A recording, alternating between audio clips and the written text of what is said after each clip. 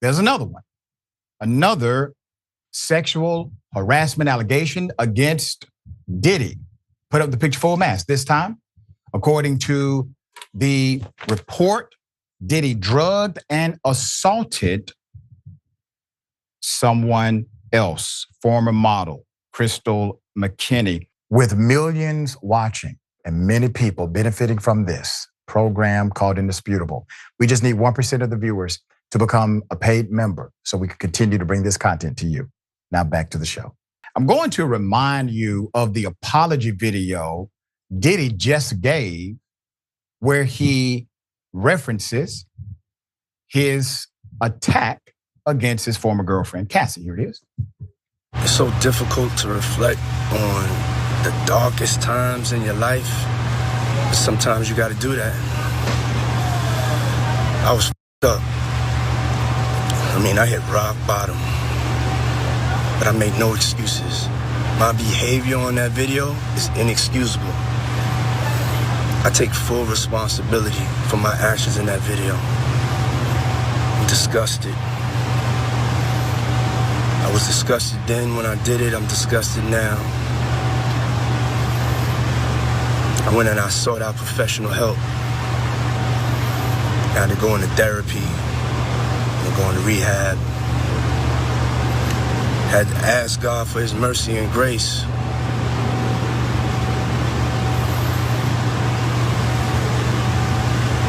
I'm so sorry. But I'm committed to be a better man each and every day. I'm not asking for forgiveness.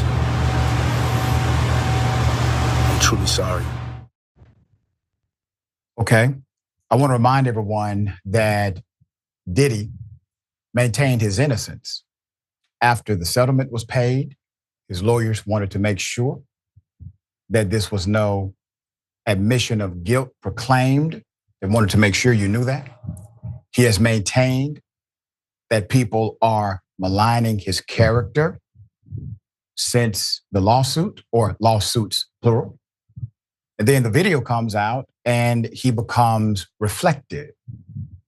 Now, this is going to have a few zigs and zags. So another lawsuit against Sean Diddy Combs has emerged. According to TMZ, former model Crystal McKinney alleges the music mogul enticed her with promises of career advancement in 2003. She was 22 years of age at the time.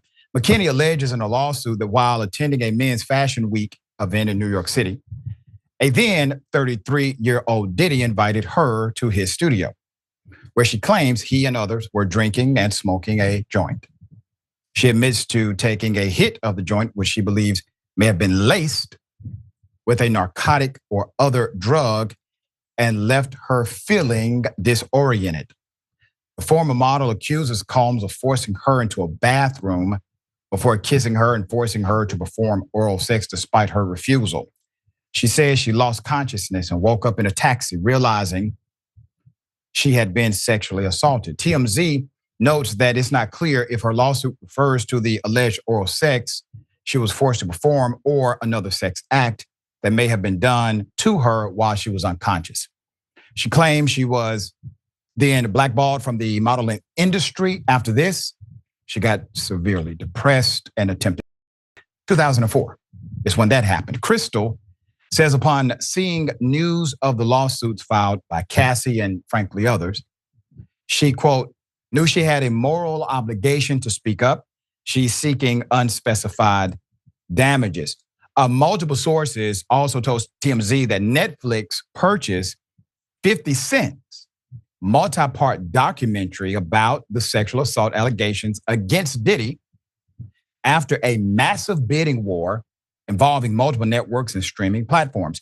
TMZ reports the doc, which was produced through 50's G-Unit Film and Television Studios, will hit the streamer sooner than later. So this poster, for a fake documentary titled Diddy Do It, was posted by account Boss Logic in late March. So TMZ notes that 50 Cent has been trolling Diddy amid his legal troubles, frequently commenting on social media about the allegations and federal raids to Diddy's home.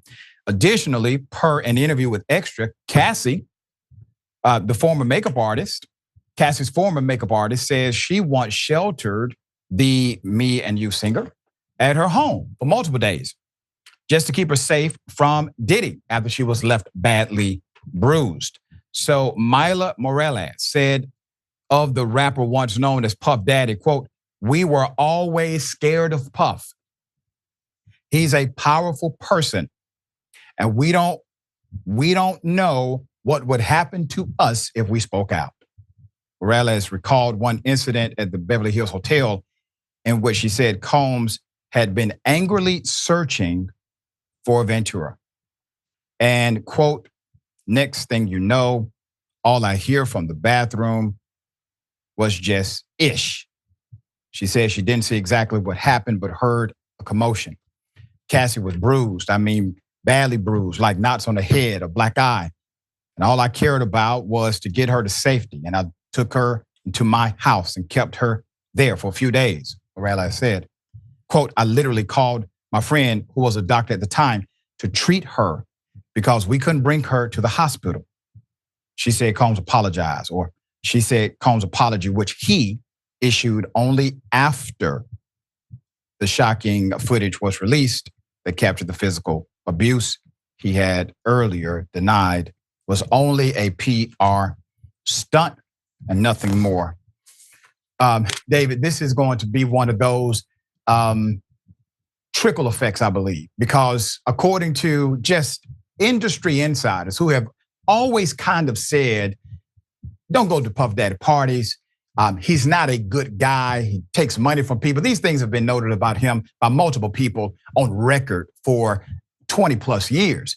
And so there's this effect of him doing so much bad and so much dirt and doing people so wrong that I don't think this is going to be the end of it. And whatever documentary 50 Cent, his company releases, is probably going to only tell part of the story. What say you?